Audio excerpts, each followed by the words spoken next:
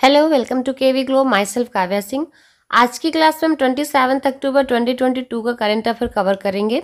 आज के जो इनसाइट टॉपिक है, ट्री बियॉन्ड फॉरेस्ट पहल, कुंजप मोबाइल एप्लीकेशन, महिलाओं की 25 मीटर पिस्टल टीम स्पर्धा, शतरंज खेलने वाले शीर्ष 12 देशों में शामिल देश कौन सा है, भारत के पहले वर्टिकल लिफ्ट सी ब्रिज का निर्माण, आरक्षण को बढ़ाकर 17% और 7% करने के लिए एक अध्यादेश पारित, 75 मेगावाट की सौर ऊर्जा परियोजनाओं को चालू करने की घोषणा, प्रधानमंत्री आवास योजना शहरी के तहत सर्वश्रेष्ठ पुरस्कार। तो इन सारे टॉपिक से रिलेटेड क्वेश्चंस कवर किए गए हैं आज की क्लास में, जो कि एग्जाम के लिए इंपॉर्टेंट है, इसलिए ध्यान से देखिएगा और ये सारे क्वेश्चंस शेयर भी करिएगा और उनको रिवीजन भी करिएगा डिस्कस करके। क्लास स्टार्ट करने से पहले आपके लिए एक क्वेश्चन है, भारत के संविधान का कौन सा अनुच्छेद ये कहता है कि सभी सार्वजनिक जगह सभी नागरिकों के लिए है? तो इसका सही आंसर आप लोग कमेंट बॉक्स में कमेंट करके बताइए। सही आंसर वीडियो के एंड में, क्लास के एंड में मैं आपको बताऊंगी।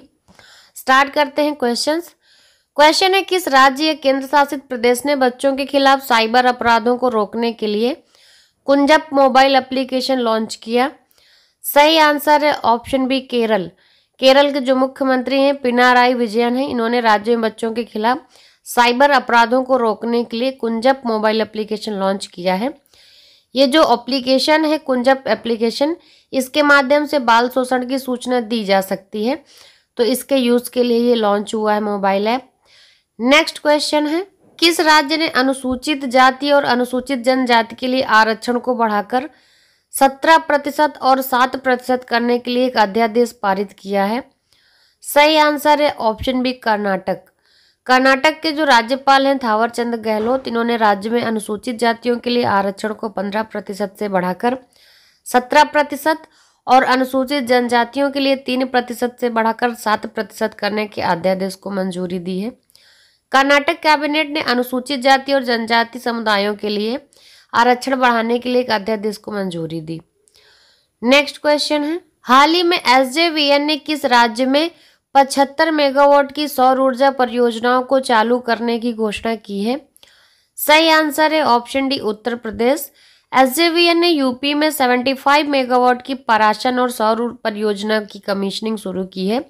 एसजेवीएन के जो अध्यक्ष एवं प्रबंध निदेशक है नंदलाल शर्मा, इन्होंने बताया कि कंपनी ने कानपुर उत्तर प्रदेश के समीप जालौन जिले के कालपी तहसील में अवस्थित परासन सोलर पार्क में अपनी 75 मेगावाट की जो है परियोजना की कमीशनिंग शुरू कर दी है। ये परियोजना 2 जल विद्युत और 2 पवन विद्युत परियोजनाओं के अलावा एसजेवीएन की कमीशनिंग होने वाली तीसरी सौर ऊर्जा परियोजना होगी और इस परियोजना की कमीशनिंग के साथ एसजेवीएन की स्थापित क्षमता 291.5 मेगावाट हो जाएगी। नेक्स्ट क्वेश्चन है, प्रधानमंत्री आवास योजना शहरी के तहत किस राज्य को सर्वश्रेष्ठ पुरस्कार 2021 का दिया गया है? सही आंसर है ऑप्शन ए, उत्तर प्रदेश। उत्तर प्रदेश ने प्रधानमंत्री आवास योजना शहरी यानी कि PMAYU पुरस्कार 2021 में पहला स्थान हासिल किया। इसके बाद मध्य प्रदेश और तमिलनाडु दूसरे और तीसरे स्थान पर हैं। गुजरात ने 5 विशेष श्रेणी के पुरस्कार देखे, जबकि जम्मू और कश्मीर को दादर नगर हवेली और दमन दीव के साथ सर्वश्रेष्ठ प्रदर्शन करने वाला केंद्र शासित प्रदेश घोषित किया गया। इस योजना के तहत 1.23 करोड़ घरों को मंजूरी दी गई थी, जिनमें से 64 लाख पहले ही पूरे हो चुके हैं और वितरित किए जा चुके हैं, जबकि बाकी पूरा होने के विभिन्न चरणों में पूरे हो रहे हैं।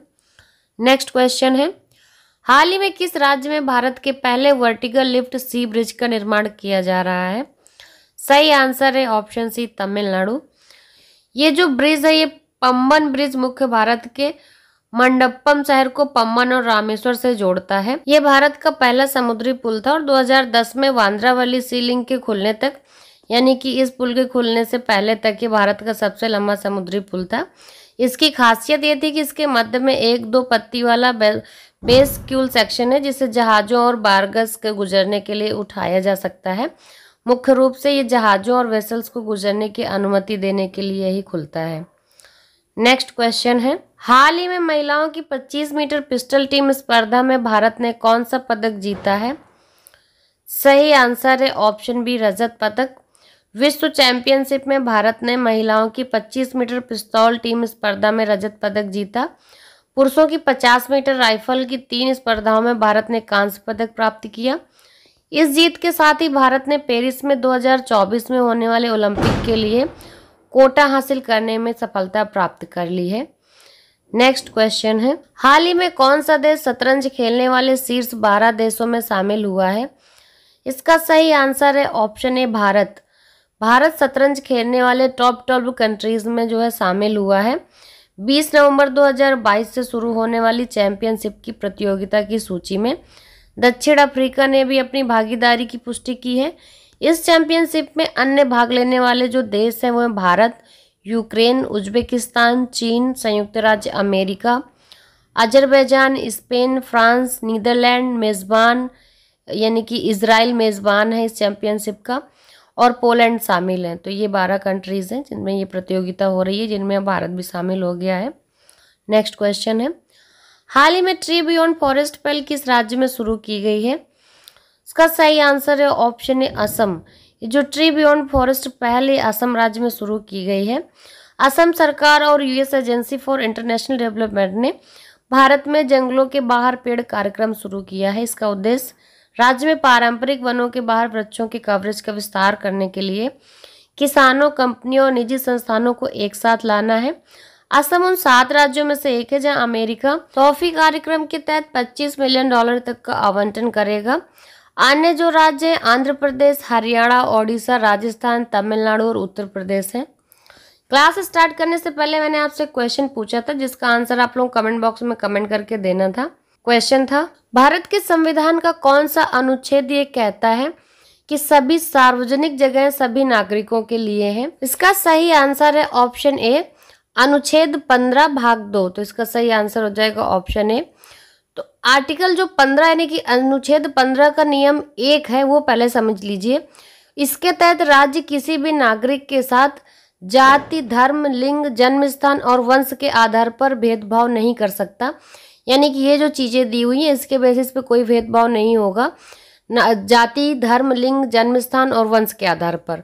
और जो नियम दूसरा है भाग 2 है आर्टिकल 15 का अनुच्छेद 15 का भाग 2, उसके मुताबिक किसी भी भारतीय नागरिक को जाति, धर्म, लिंग, जन्म स्थान और वंश के आधार पर दुकानों, होटलों, सार्वजनिक भोजनालयों, सार्वजनिक मनोरंजन स्थलों, कुओं, स्नान घाटों, तालाबों, सड़कों और पब्लिक रिजॉर्ट्स में जाने से नहीं रोका जा सकता है। तो इसलिए अनुच्छेद जो है 15 के भाग 2 के अनुसार सभी सार्वजनिक जगहें सभी नागरिकों के लिए हैं। वैसे तो देश के सभी नागरिक समान हैं, उनसे भेदभाव नहीं किया जा सकता, लेकिन महिलाओं और बच्चों को इस नियम में अपवाद के रूप में देखा जा सकता है। इसलिए जो अनुच्छेद 15 यानी कि आर्टिकल 15 के नियम 3 यानी कि रूल 3 के अनुसार अगर महिलाओं और बच्चों के लिए विशेष उपबंध किए जा रहे हैं तो आर्टिकल 15 ऐसा करने से नहीं रोक सकता, क्योंकि बच्चों और महिलाओं को अपवाद के रूप में देखा जा सकता है। महिलाओं के लिए आरक्षण या बच्चों के लिए मुफ्त शिक्षा इसी उपबंध में आते हैं। और जो नियम 4 है इस आर्टिकल का 15 का अनुच्छेद 15 का नियम 4 के मुताबिक राज्य को सामाजिक और शैक्षिक रूप से पिछड़े तथा SC, ST, OBC के लिए विशेष उपबंध बनाने की छूट है। यानी कि ये जो आर्टिकल 15 है इसमें रूल दिए गए हैं 4, चारों में से क्या क्या है मैंने आपको क्लियर कर दिया है कि अपवाद रखा गया है बच्चों और महिलाओं को, और SC, OBC, ST के लिए नियम जो है उपबंध विशेष छूट दी हुई है, पर बाकी सबके लिए जो है सब एक कोई भेदभाव नहीं किया जा सकता है किसी की जाति, धर्म, लिंग या किसी भी आधार पर। इसीलिए सभी सार्वजनिक जगह सभी के लिए हैं। कल की क्लास में आपसे मैंने क्वेश्चन पूछा था, हाल ही में विश्व में मछली उत्पादन में कौन सा देश शीर्ष पर है? तो इसका सही आंसर है ऑप्शन ए चीन। और इसका सही आंसर दिया है रजत, दलजीत सिंह, मुबीन सैयद, दीपक कुमार, निक्कू, बिरजू कुमार। इन सब लोगों ने इस क्वेश्चन का एकदम सही आंसर दिया है। और जो भारत का स्थान है वो तीसरा है मछली उत्पादन में। आज के लिए आपका क्वेश्चन है, हाल ही में बंगाल की खाड़ी में आए चक्रवाती तूफान सित्रांग को किस देश ने नाम दिया है? तो जो बंगाल की खाड़ी में चक्रवाती तूफान आया उसका नाम सित्रांग दिया गया। किस देश ने दिया? इसका सही आंसर आप लोग कमेंट बॉक्स में कमेंट करके बताइए। क्लास से रिलेटेड अगर और भी कोई सजेशंस हैं आपके तो प्लीज कमेंट करके वो भी बता दिया करिए। क्लास को ज्यादा से ज्यादा शेयर करना बिल्कुल भी मत भूलिएगा। अगर चैनल पर पहली बार आते हैं तो चैनल को सब्सक्राइब करके बेल आइकन दबाना मत भूलिए। And thanks for watching.